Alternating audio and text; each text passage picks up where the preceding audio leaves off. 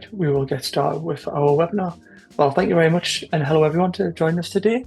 Our session today is going to be on digital accessibility in housing, meeting ADA and fair housing legal requirements. My name is Michael Halpin. I'm the head of marketing here at RecycleMe, and I'll be your host for the next 45 minutes or so. And thank you very much for joining us. A little bit of background of today's conversation is we're going to be answering or asking an important question. Could your housing website be unintentionally excluding people from using it?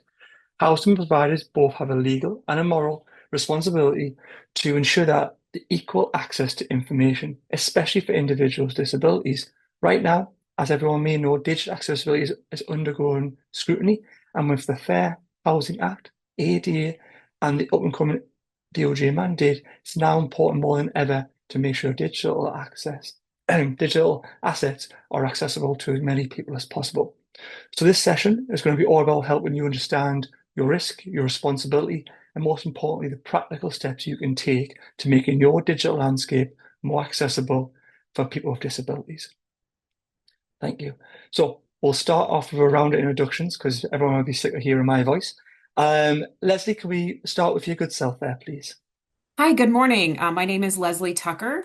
I'm an attorney with Williams Edelstein Tucker, located in Atlanta, Georgia, and I am the Assistant Vice President of the Fair Housing Institute. Nice to be here. Thank you, Leslie. And Kelly? Hi, my name is Kelly Jan, and I'm a senior business development executive with RecycleMe, and I am actually in Charlotte, North Carolina, so not too far from Leslie. And Chris? Hi, I'm Chris Holloway. I'm head of accessibility for RecycleMe. I'm not based in the US, so I'm actually over in, we'll say sunny, but quite rainy UK at the moment. It's very nice to be here and looking forward to kind of going through this. I forgot to mention where I was from, but I think 100% of the audience will tell it'll be the UK also, but it's lovely to be with everyone today. Before we jump into the conversation and know a little bit more about the Fair Housing Act and the ADA, I just want to let everyone know about how RecycleMe plays their part in this conversation. RecycleMe is a founder-led organisation by Ross Leonard and his personal experience with dyslexia. And from this experience, Ross, over the last 15 to 20 years, has campaigned for accessibility for everyone with disabilities. And from that moment, has created two main products to help two problems within the accessibility space. One is the user experience, how we interact with a website, and then also how us as providers build a website that is accessible and usable by a wide range of technologies with people with disabilities, and using technology and using hands-on experience through consultancy, we're able to support organizations and housing organizations make their websites accessible for as many people as possible. To kick things off, I want to bring Leslie to the forefront, if that's okay, please, to talk about the Fair Housing Institution and how they help and understand the Fair Housing Act and how this connects to the world of digital accessibility. And to help, I'm going to share my screen, Leslie, for you. Great.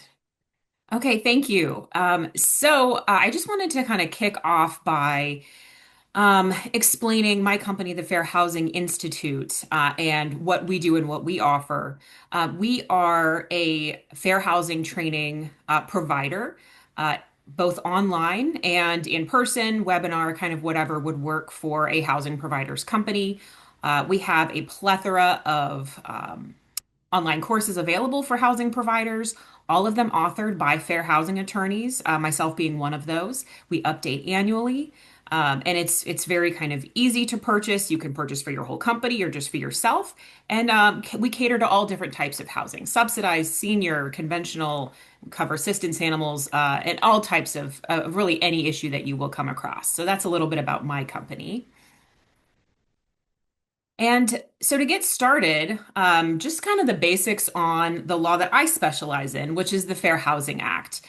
This is a federal law that applies to all types of housing, regardless of what kind of funding you have, who you cater to, and this applies to everyone. And basically, what it says is that you can't discriminate against an applicant, a prospect, a resident.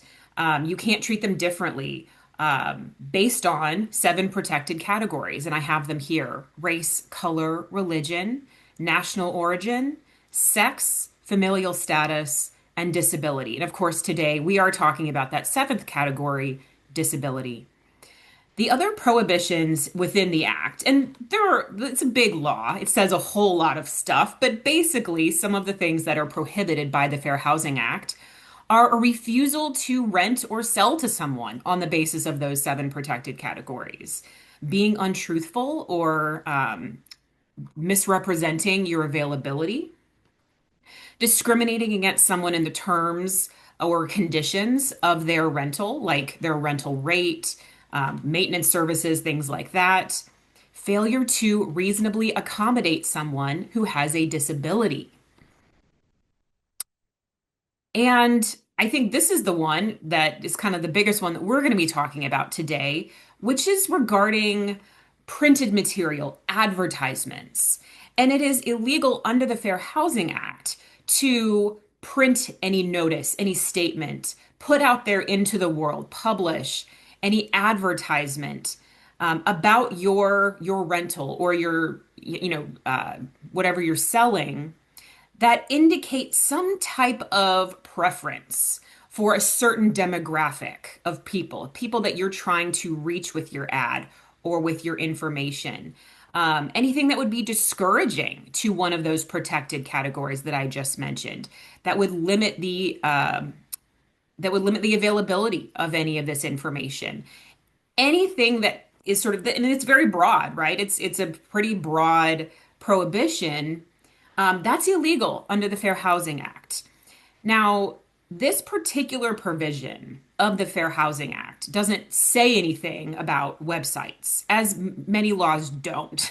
But as we all know, websites are generally a means of advertising your business, or in this case, a property that you have for rent or for sale.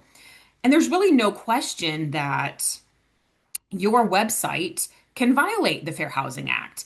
And one means is the way that you are advertising that property. And I put this picture up here of this nice family. And if this is kind of the only picture, for example, that you have on your website, that could be discouraging to, let's say, someone who is not Caucasian. So that's just an example of how a website could potentially violate the Fair Housing Act.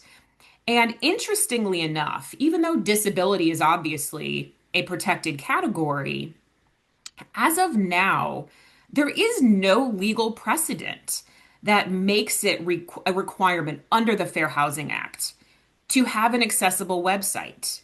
Now, that's just right now. And of course, that could certainly change in the future. But as of right now, the Fair Housing Act isn't one of those laws that you can file a lawsuit on the basis of an inaccessible website. So that doesn't mean that you have no obligations under the Fair Housing Act. That being said, so, when you think about a prospect who's looking for a property, and so they go online and they're looking for information and they click on your property and they can get a unit layout, they can get what your availability is when you maybe have another unit coming available. They can see your amenities, pictures of your amenities, the pricing, what is their rent going to be, all sorts of information on a property's website that is very helpful for a prospect in determining, hey, maybe I want to live there, maybe I don't. A lot of times, and especially this is becoming more and more common, is that prospects can download an application right up from the website, fill it out, submit it, pay their application fee. And it's really kind of all just a one-stop shop. They don't even have to go in to visit the leasing office. So imagine all of that information and all of those services being available to someone, but then another prospect who maybe is deaf or hard of hearing or who is blind, and they want all that information and they want to be able to participate in those services too, but they can't, right? So they might have to call or they might have to physically go into the property to do those same things that everyone else without those disabilities could just do very conveniently from home. Um, So, from a fair housing perspective, um, the requirement to provide reasonable accommodations doesn't just apply to people who live there, who have already been approved and who have moved in. It applies to your prospects and to your applicants as well. So if someone who's disabled wants information, but they can't get it from your website, you need to be prepared to provide a reasonable accommodation to those people that will enable them to obtain your information just the same. That might mean you physically print out your information or you direct them to some other place and you mail it to them. Or you allow someone to pay their application fee in another way that's convenient for them that doesn't maybe require them to physically go to the property. So just be aware that if you don't have an accessible website, you might be required to provide reasonable accommodations to someone who really needs that information. So, as of now, like I said, the Fair Housing Act may not be a basis for a lawsuit if you don't have an accessible website, but that certainly doesn't mean that there aren't other laws involved. Okay, so Section 504 of the Rehabilitation Act is one of those laws. And while the Fair Housing Act covers seven protected categories, Section 504 is really just focused on disability and protecting people's rights that are disabled to make sure they have access to programs and your services. Any program or service that receives federal funding is covered by Section 504. Not just housing, but it's really anything in this country that receives federal funding, like education, healthcare, transportation, is all subject to this big law.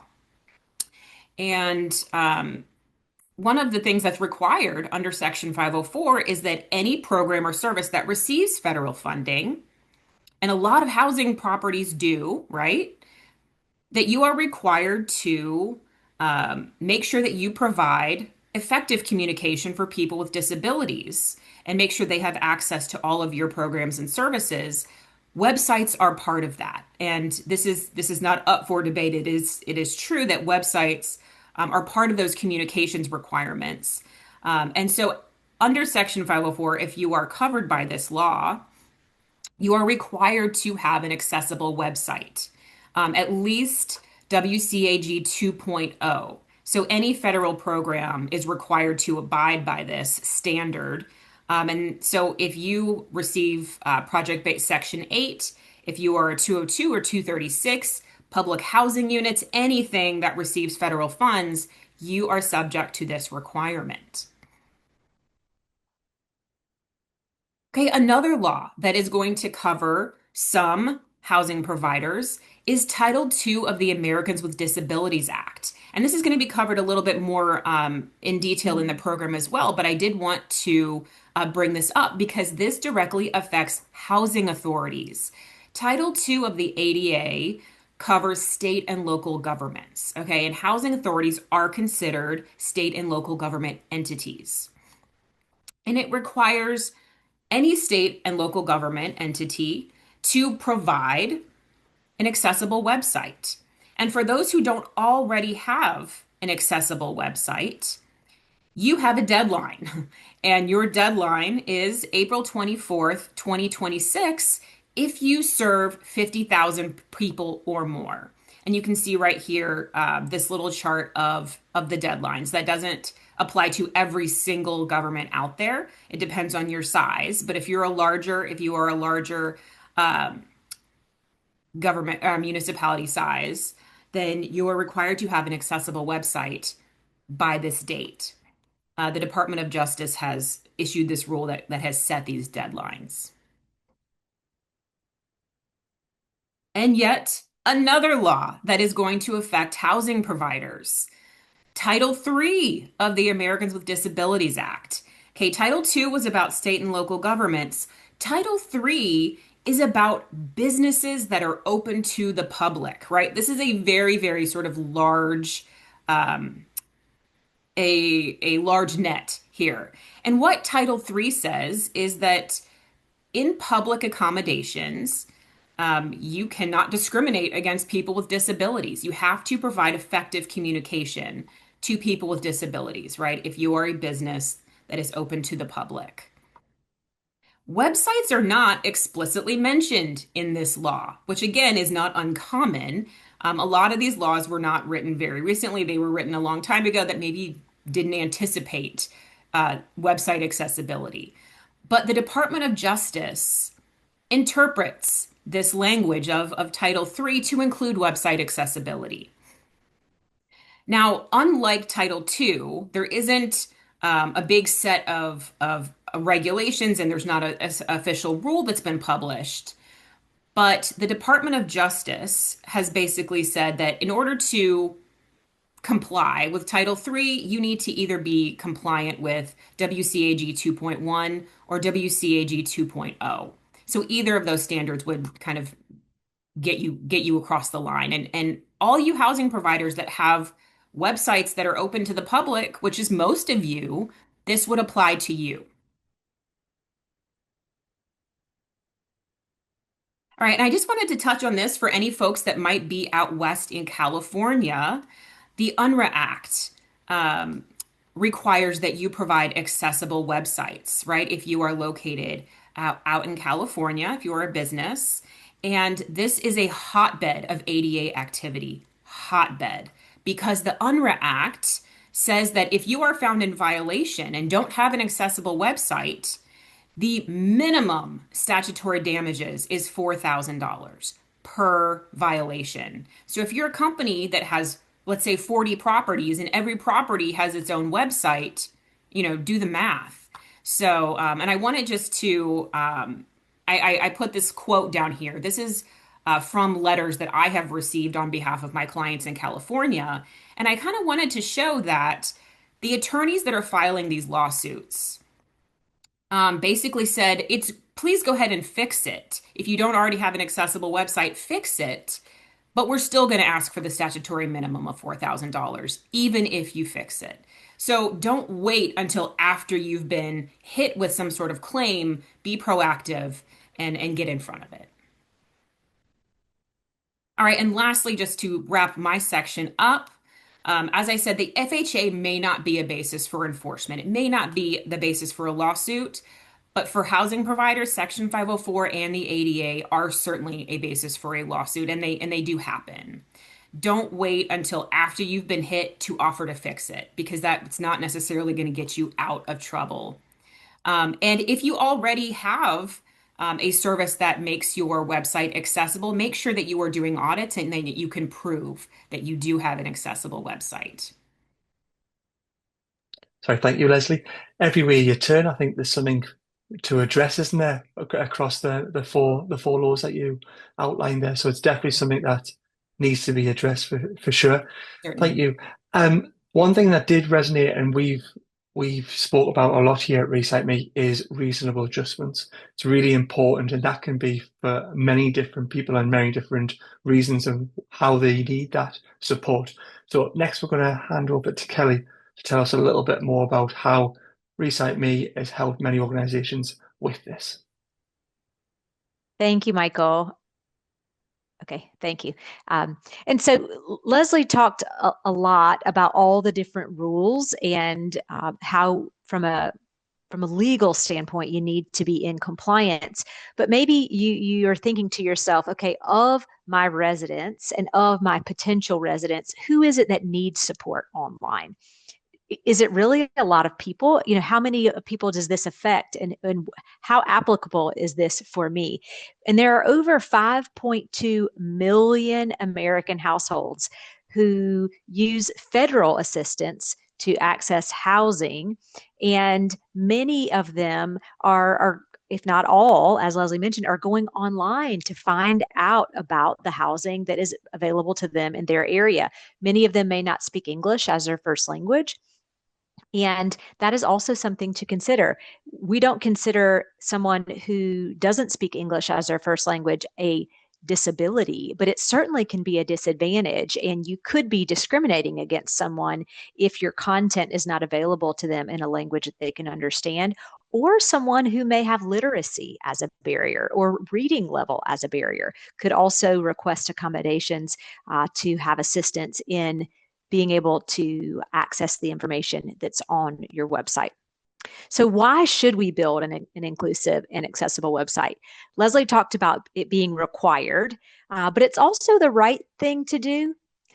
From building community and attracting those in your community to your properties. And it's a smart business practice. By providing an accessible website, you're able to increase the amount of engagement and web traffic to your site that allows people to apply for the housing that you are providing. One thing that we'd also like to point out is the equal employment opportunity, or you may have heard it referred to as the EEO. We're focusing a lot on those who are applying for residence and to either purchase or rent your properties, but you also need to think about all of these same laws for those who are applying to work at your area, whether they are a current employee or they are applying for a position. If you are a private employer and you have more than 15 employees, then you are subject to the EEO law, meaning that those who are applying for a job or who are current employees need to be able to access training, any materials that you're providing in an accessible way. And that also comes back to those reasonable accommodations. The first tool that I'll be talking about that ReciteMe offers is what we call our assistive toolbar. And this is something that lives and breathes on your website, as well as any PDF documents that you may have on your site, to give site visitors the empowerment and the ability to customize their experience in real time, to be able to have the site read aloud, change the colors, change the font, change the language, and all different types of things that you can see there as key features, to have the ability to, when we talk about that, the right thing to do and the smart thing to do, to allow people to engage in a way that is best for them when they visit your site, from the time they land on your homepage all the way through to applying for to be able to live or to purchase, and then also to pay their rent. One of the first functionalities that you'll see is our text-to-speech offering. Sometimes this can get confused with a screen reader, and there are individuals who may be blind who would have their own screen reading technology. So I don't want you to get confused. This would be for individuals who don't have their own screen reader, that may have visual decline, that may be dyslexic, that may have literacy as a barrier and need support with having either the site read aloud to them in English or in another language, or to even have an audio download of content to their website. And so those are a few of the text-to-speech offerings that are part of the toolbar. The second is translation.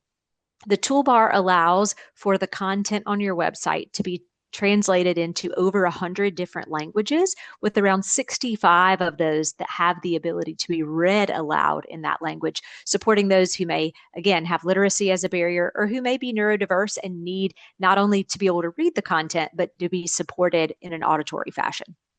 The toolbar also supports styling customization, which allows those who maybe are colorblind or have a focusing disability or a contrasting disability to be able to change the font size, the font itself, the color of the font, the color of the background, to increase or decrease the cursor size, and also to be able to focus on a particular area of text, or to strip away images on the site and pause any animation for those who may, again, have focusing disabilities, visual decline, or be neurodiverse. In terms of reading aids, there is a ruler and a masking tool, a dictionary functionality, a summarizing tool, and a way to allow individuals to be able to take content on the page and to truncate it in a way that is easier for them to understand and to navigate. And I will say that this part that I have spoken about as far as the toolbar, we certainly don't want you to confuse that with these items making your website compliant.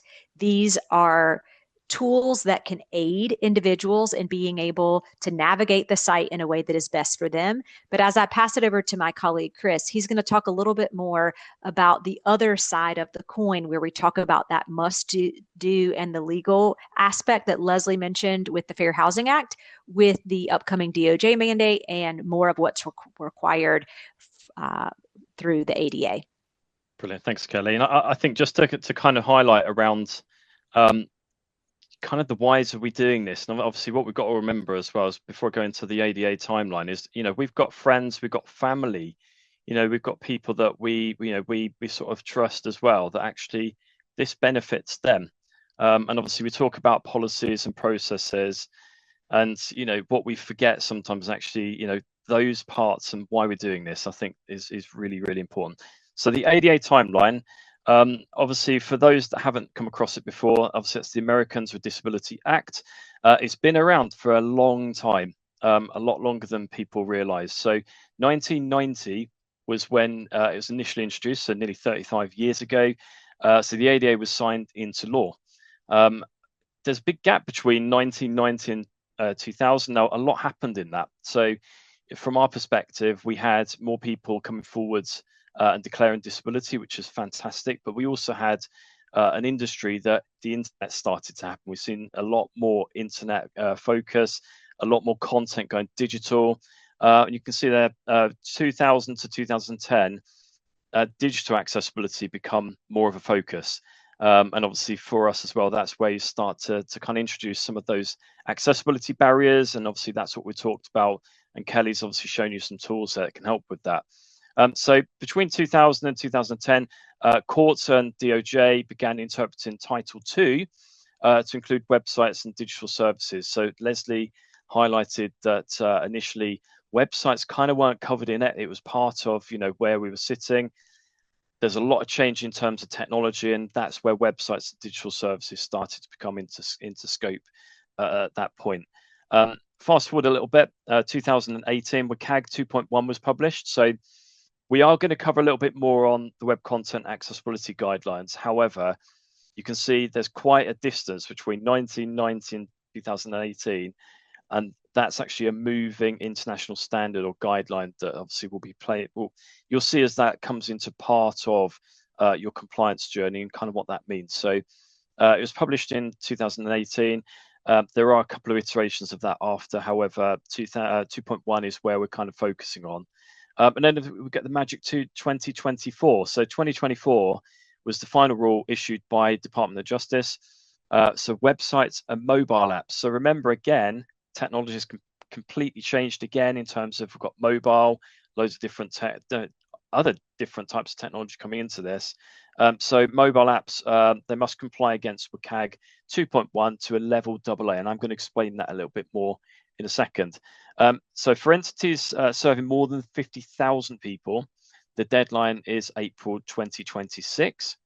Okay, and there is obviously a difference between the two. So for entities serving less than 50,000 people, there is an extension on that deadline. I'll say extension, it's to April 2027. So there's a little bit of a difference between the two. If I could have the next slide, please. Okay, so we covered this slightly. Obviously, the technical standards. So when we're talking about ADA compliance, and obviously bringing it into Title II, and what does that actually mean for technology? It can be quite tricky to kind of align at an international level. Even across the states, what does that actually mean? So there is a kind of globally recognized guideline, and that's called the Web Content Accessibility Guidelines. They're not there to kind of fix every single accessibility issue that's ever going to be on your site.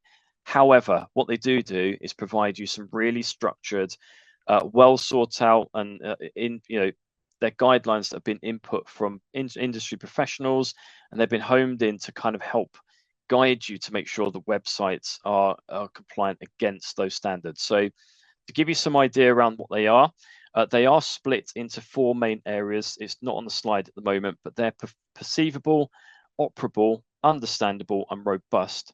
And those four areas are then split into WCAG criteria that sit underneath. So what we have is three different levels. You've got level A, which is kind of like minimum standard, not very compatible against things like assistive technologies and screen readers and anything that comes in to kind of use the content. Where obviously you'll see the level AA kind of, you'll see that pushed out more regularly. So what we're looking at is 2.1 AA.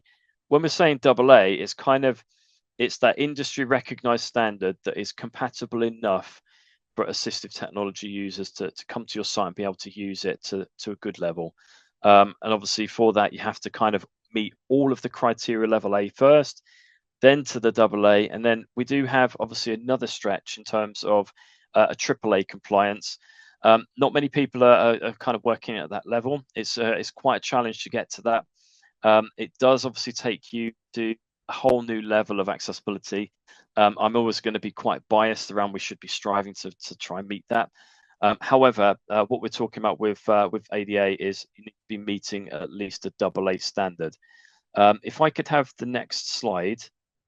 So the risks of non-compliance, obviously the biggest one is that your friends and family are not going to be able to use a website.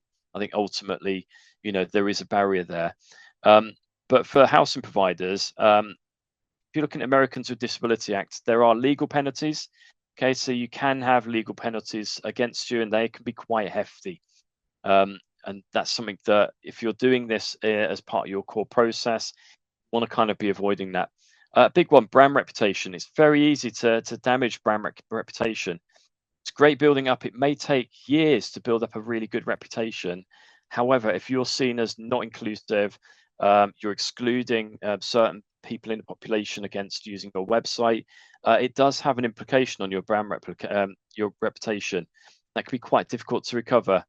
You've got regulatory scrutiny and market access limitations. So you may have, for example, providers, suppliers, vendors, anybody that you're potentially working with.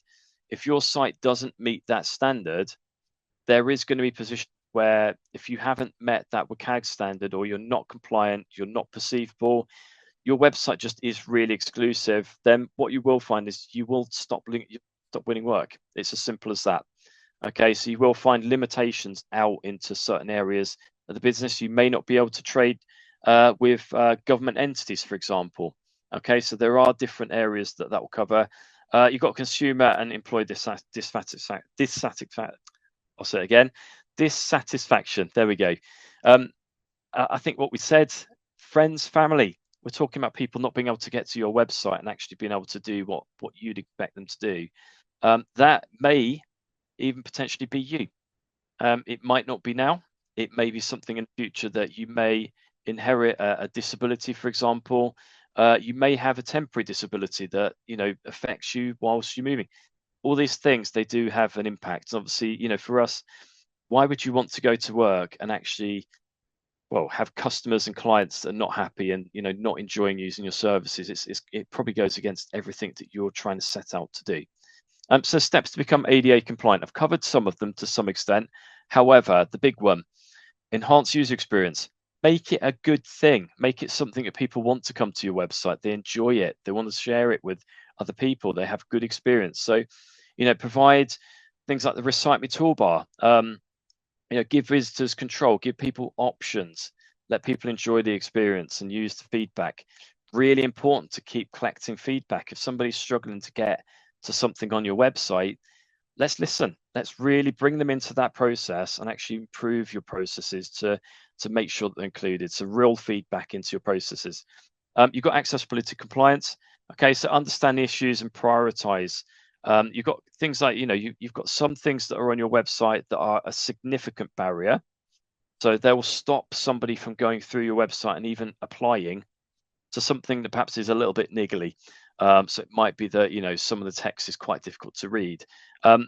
You want to make sure that actually you really understand what your priorities are when you're doing your auditing, so you can get some of those barriers fixed sooner rather than later, rather than just wait for somebody to find them. So for us, it's, really bring that in, really focus on building an accessible and compliant website. It's a lot easier than it sounds. It just be able to break it down. You've got accessibility roadmap. So create an accessibility statement and a policy to show your efforts. Any commitments, things like Leslie's just said as well earlier. Document the improvements. Okay, you may not be fully compliant all of the time. You may have a new product that's coming out, a new feature that just needs a little bit of time to bed in. But if you're not collecting and collating all the amazing work that you are doing to make it compliant, then you're leaving yourself open to kind of people coming along and saying, well, you're not trying. So I would always recommend a really transparent and open accessibility statement that really highlights your story, where you're going with your site. And obviously, part of that is around the policy. Don't let people in your organization keep swaying you off just because it's either going to cost you more or it's going to take longer to implement something because it needs to be accessibility tested, or you need to go through that process. So, for me, it's just making sure that you've got things really clear on your roadmaps. Remediation plans. Okay, tell people, let people know if there's a problem on your website. You're not hiding it. What you're saying is, look, we are fixing it. I can give you a really good estimate as to when it's going to be fixed. This is where we're prioritizing it, how it's impacting you. And perhaps even this is the workaround for the time being. This is something that we're able to put an adjustment in place to help you with something. So it may be, for example, that a particular form is struggling, not very clear to someone using a screen reader. However, there is the option that you could give an alternative format there, or you could accept something through an email or a different process into. So remediation plans are really, really important as well. But also it makes sure that you're in a really good position when if you are in that position where somebody does come forward and try to claim against something, that actually you are able to protect yourself. You can demonstrate that you are remediating. Cool. Thanks, Michael. Thank you, Chris. Much appreciated. Give us a little bit more information there on the AD and a compliance roadmap of how we can do that. I don't know if it's Chris or Kelly next, actually, who to talk about the checker itself and how ResetMe can help on this hopefully not too complex journey of making your website build to an accessibility standard. Absolutely no problems at all. So just to kind of give you a little bit of background, we do have a checker. And what that checker is about is actually just bringing you on that journey. So, when you first approach accessibility auditing, so for myself, I head up the consultancy arm of RecycMe. Obviously, we do a lot of audits and kind of go through that technical aspect of it. Part of that is must always have some form of manual accessibility audit against your website. Okay. I'm never going to sway against it. However, part of that is that actually some websites can be huge, they can be very technical, and actually you want to be able to demonstrate progress as things are going through, or be able to record things. So what you can do is there are tests that you can kind of automate, and it brings in that scope around being able to limit and reduce some of the load on your manual auditors. So we do have a platform. It's a web accessibility compliance. It helps make things a little bit simpler for you. So that RecycMe accessibility checker, it kind of identifies code issues. It will show you how to fix them. Okay, and we are utilizing some form of AI as well, just to help you with identifying fixes, speed up some of the process a little bit for you. But basically just give you options on how to improve. What we can do is you can instantly scan your site. Okay, so you can go into a website. You are able to add multiple domains in there, for example, different levels, site maps. You can get it to go and find things for you, but also what it does, it helps really quickly uncover some of those barriers. It will help you sort of prioritize some of the issues that you find, but also it gives you access into some good experience from our side. We put in there, empower your team. It can take a while, and don't get me wrong, if you're going into a website and you've never looked at accessibility before, it can be a little bit of an eye-opener, and we're not going to kind of sugarcoat that. It can be really overwhelming, and the difference is you've got something that comes in and kind of helps you a little bit with prioritizing things, tells you where to fix first, tells you perhaps even what the impact of your end user is going to be. I think that's a really powerful thing to do. So we are able to kind of help you with that and cut out some of those manual audit checks. Again, I'm not saying that we're going to cut all of your manual audit checks out, but we will help you with kind of reducing them. Most important thing, track progress. Okay, do you know it can be really overwhelming going into loads of issues? It's one of those things. However, isn't it great when you can back and you can celebrate on some of those fixes that you put in? And actually you can demonstrate that return on investment as to, we've done this, and we can see more people able to use the site. Well, feedback's getting better. So what our system will do is it help you track some of that as you're going through. We do have an image on the screen there that kind of just shows some of the dashboard. happy to always walk people through that if they wanted more of a deep dive into it. If I can have the next slide, please. I will take this one, Kelly, because I know Michael's very proud of this slide. So I think probably for us, it's how do we do that? Okay, so we look at certain areas across our business, especially from the consultancy piece, right through to manual audit and automated. It's about taking a complex topic and making it simple. We really don't need to be overcomplicating accessibility even more than it is. You've just seen a lot of different standards that come in. We've got different standards across. I've got different standards in the UK to meet as well. We really don't need to overcomplicate it. And one of the things that we can do is we can start to plan. Okay, so identify and scope out digital landscapes. Really understand what your websites are doing. What is it that you're trying to get somebody to do through your website? Plan. Make sure that's you're kind of identifying that. So identify and scope out digital landscapes. Determine which pages and documents testing for compliance. I'm always going to tell you all of them. However, once you go through that stage, it's things like plan to do your application forms. Make sure that if that's a really good entry point or a journey into your website, you should really be prioritizing making sure that that's something that people can use. Scan. Conduct a good comprehensive scan. Get to really know what you're looking at. Get to understand how many broken links you got on your website that you can eject straight away. Get to know perhaps as you go through your scans, get to know what your high priority pages are. Really focus on those. Fix.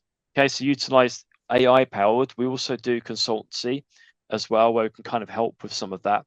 But prioritizing and guiding some of the fixes. I'm considered an expert in digital accessibility. However, I don't know everything. Trying to recall all of that all the time could be quite overwhelming for your team. So sometimes it's really useful to kind of rely on some of these platforms to go, right, where am I supposed to go next?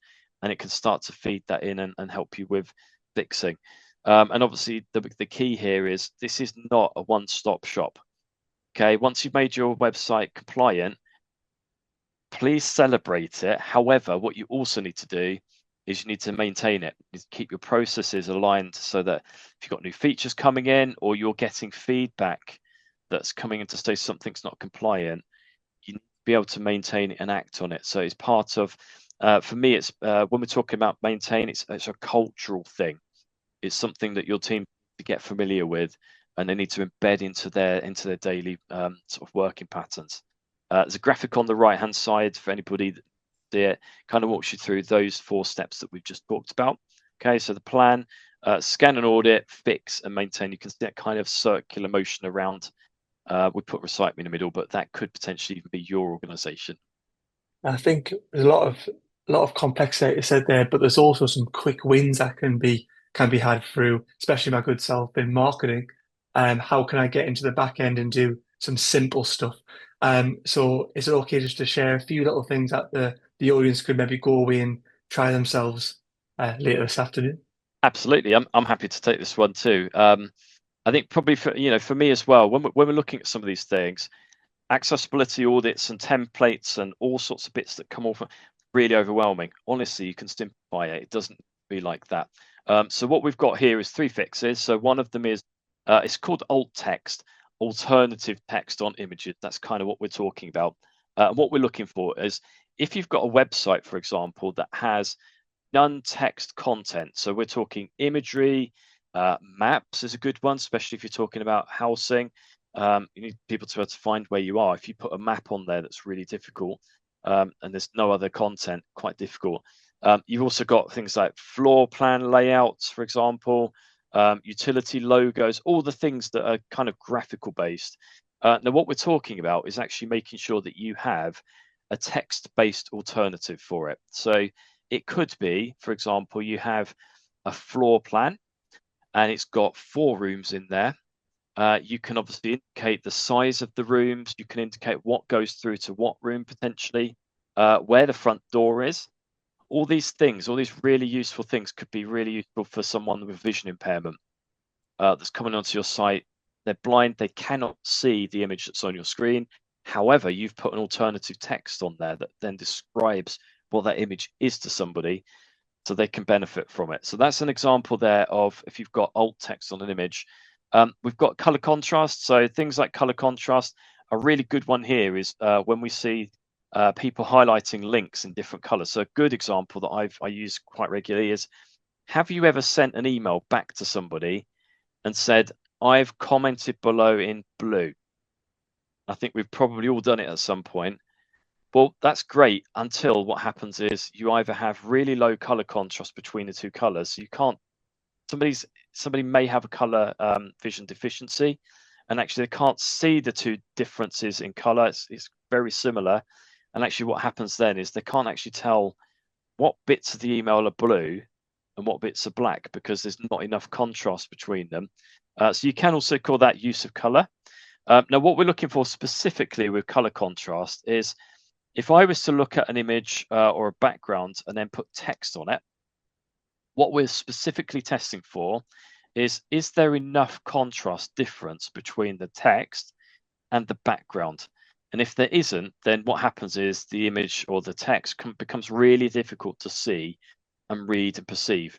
What we're looking for is really, really good color contrast between. So, example, black on a white background. You know that you're always going to be able to see that. There are different variations. However, for me, it's just you do need to test that. It's something that's quite easy to test. We've got a link on here to color contrast checker. Quite easy to do. Literally just pick two different colors and it'll kind of give you an idea of what the contrast ratio is. Another good one is page structure.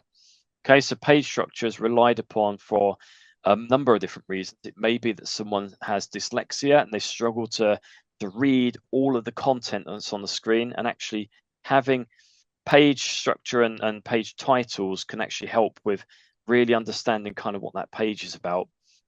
If you're missing those, it means if somebody's using a screen reader, for example, or some assistive technology and they're moving to a new page, what will actually happen is it won't be announced to that person using a screen reader. They won't get that feedback. So they will still believe they're on the same page, or perhaps nothing's happened. Or if you put a page title in there that's not descriptive, so a good example is you want to go to the Contact Us page. Okay, somebody lands on a Contact Us page, but actually your page title is just a load of waffle. There's nothing in there that's actually, it doesn't say Contact Us at all. And actually what would happen is it would just read that out as exactly as what's on the screen. So you'd end up with a load of gobbledygook, come back to a screen reader. It makes it quite difficult then to locate what page you're on. So there are three areas. We do have a toolkit link on there.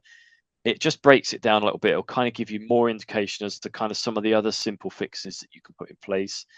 These are just three. You'll be very surprised how many of those you can do quite easily just sitting and perhaps going through a website. If I can have a next slide, please. I think where to start. Well, the good news is you've attended today, so that's a really good starting point. And actually, what you don't want to do is bury your head. The second you kind of ignore some of the accessibility and just go, it's never going to happen to me, that's when things will start to really play out in not in your favor, but you're just letting your clients down, you're letting customers down. So web accessibility and audit and planning. So for me, it's audit key platforms. So you're always going to have those main websites, those main entry points into your businesses. I would also look at, I'd prioritize those, have a look at them. If you can, deploy the toolbar. Okay, it's not a definite you have to do that. However, it does benefit you. It gives people options early on. Automate scans and benchmark performance. So we talked about bringing in some of those scans, learn about what your tools are doing, learn about your websites, start to benchmark, start to put that on your board's agenda. Start to demonstrate that you're improving things, get better at it. So benchmark performance, really have an honest discussion with yourself now, and then set some priorities how you're going to get there. Bring together cross-functional teams. It's not just your digital accessibility manager's job. It's not just your design team's job. It's not your UX's team's job. It's everybody's contribution into this. It could be somebody that's in your sales team that's sending sales material out. It could be somebody that's actually helping with some of those next steps. Bring everybody in, really understand your process. You'll be surprised how much of that can help reduce some of the barriers. Talk about legal there as well. It's very important at that point. Prioritize and fix critical blockers. Again, don't bury don't bury your head in the sand. Get them out there. Really understand. Look at things like your navigation of your site, forms. Can a screen reader or somebody that's using a keyboard or assistive technology actually go through all of the forms on your website, and can they actually submit an application? Is it that actually they've submitted the application accidentally? Is it something that they can retract and then go back in and edit it if they need to? There's all these things to consider. Just making sure that you're kind of compliant there. Review suppliers for accessibility guarantees. What you don't want to do is spend a lot of effort making your site compliant, which is great, and then you rely on a third party that comes in and is part of your journey of your site. And what's happened is you picked a third party that doesn't believe in the core values of accessibility. So what actually happens is you then go and introduce somebody that's probably going to be really hard to work with, really hard to get accessibility fixes prioritized with. And actually, do you know what? You decided to bring that third party into your website. So actually, it's your reputation that's on the line. And obviously, that legal stance as well. It's your product that you are building using third parties. If you're not vetting them, if you're not asking them for how have you done accessibility testing on your platform? Have you got feedback from people that you're acting on? Where's your roadmap? Are you doing things to improve accessibility? All these things, if you're not getting those in, a third party or they are a liability to you. They will drag you down. Okay, so it's one thing to just bear in mind. And I think for me, it's setting up feedback mechanisms. There is nothing more important than listening to the people that are using your website that are having barriers and acting on it. So making sure that there's a really clear feedback mechanism in there. Don't bury a contact us about accessibility link, 5 links into a website. Put it up really transparent. Maybe have an accessibility statement that calls out how somebody's going to raise an issue with you. Train your staff to recognize when a barrier comes in, to know how to deal with it. There's things there that you can do. It doesn't always necessarily have to be the website angle. So they're the 8 that I've got. I think we got another slide, Michael. I think we're on to questions, Q&A, takeaways. I appreciate that. Thank you very much, Chris, Leslie, and Clay, taking us through that. I think there's stacks of information there. I've learned a lot about the different laws. I know a few of them, but not as in much depth we were today. I think it's vitally important that our websites are accessible, or at least have a reasonable accommodations for many of our customers and residents. With that being said, is there any questions from the audience? We are going to share the slides and this presentation with everyone after and the presentation after this webinar. But do we have any questions in the meantime that you would like to ask? No, Michael, no. while we're waiting to field a course. question, I just met yesterday with the Housing Authority and did a presentation for them. And both Leslie and Chris talked about that DOJ mandate and the April 2026 deadline being if you serve more than 50,000 individuals. And I've had 2 recent housing conversations lately where they really didn't understand what that ruling meant. One thought that because their address is in a small town that was less than 50,000 people of where their office was located, that they had until April of 2027. Yet that office and that housing authority covered 7 counties. So that is the area that is served. And so that was over 150,000 individuals. So they were very shocked to learn that they are under that April 2026 deadline. They thought they had over a year, but they really only had a few months. So that is something to think about, the amount of people that you serve. Another housing entity that I met with thought that it was the amount of residents that they currently have within their units. And they said, well, we only have 1,000 units, so we're well under the 50,000. However, they were serving an entire county of over 50,000. And so it's about the amount of people that you have the opportunity to serve. And I think Leslie brought that up as well. Not just the people who currently live on your property, but within within the entire community that you serve. And so that's something that you may talk to your housing attorney about, to see where you fall within that mandate. But being aware of what does that 50,000 really mean for you? Yeah, it's like one of those things where people interpret text and laws in certain ways, not on purpose to try and get out of something. It's just the way we read and articulate bits of information, isn't it? Very interesting and all. So before we dive off and let everyone get on with their days, we'll go around one takeaway that the audience can take with them straight away after this event. Leslie, are we okay to start off your good self? One takeaway from me, because I'm a fair housing attorney, I look at most things from a very legal perspective, and from a defensive perspective, because I represent housing providers. And I think, I guess my takeaway would be that the risks of not maintaining an accessible website um,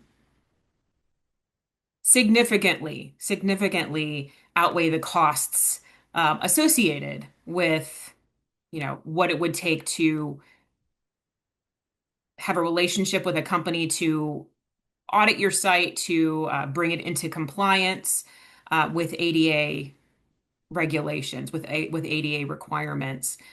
So I would just say, there might be a cost associated with it, as there is with everything regarding business. But please don't let that be a barrier to providing access to your business. Thank you, Liz. I really much appreciated. Kelly? I think one of the takeaways to think about is with the mandate coming, those who have people who run into barriers on your website, regardless of the law, are going to, well, may raise their hand to be able to say, hey, I need assistance here. Or they may not. Sometimes you don't know that because they don't even have a mechanism to be able to contact you. That's something to think about. But also, coming up on that mandate, there are people that are waiting for the mandate deadline to be able to automatically raise their hand and say, hey, the deadline's here. Can you prove that you're working on your website? And so being able to show that you do have that accessibility statement that Chris mentioned, that you are running regular scans and that you're working to remediate it. It's not that you're going to you've got a magic wand and it's fixed and then you never have to think about it again. It is an ongoing process, but that you have a partner with Recite Me and also so with the Fair Housing Institute to be able to help educate you and your staff not only on how to get in compliance, but to stay in compliance, so that, to Leslie's point, that you're not putting yourself in a position where the cost of non-compliance is going to far exceed what it would cost to get into and to stay into compliance. Awesome. Thank you, Kelly. And Chris, a practical takeaway for people to be more accessible Practical tomorrow than takeaway. you are today? Do you know what? I think probably it's not to lose sight. This is people. We're talking about people getting on and being able to live their best lives, and not being that person or that entity that comes along and sticks barriers in the way, especially if they're unnecessary and you don't know about them. So yeah, I think for me it's people. It's then layering context over that and really understanding what disability means to somebody, and how your platform is your platform could be the potential reason why someone's disabled. Okay, and I think that for me feels it's a good enough reason to go and spend some time and do that. I think for me, there's a lot of content, a lot of information out there. Don't overcomplicate it. I think that's probably my goal, that especially in our organization, is simplify this. Don't overcomplicate it. Learn, really understand what disability means. I think just focus on people. That's I think that's everyone's that's what I'm looking for. North Star, isn't it? Helping people. It should be the only reason why we're doing all this. I appreciate everyone's time, much appreciated. Like I said, we will be sharing the recording and the slides with everyone via email in the next coming days. And thank you very much. Have a fantastic day. Take care.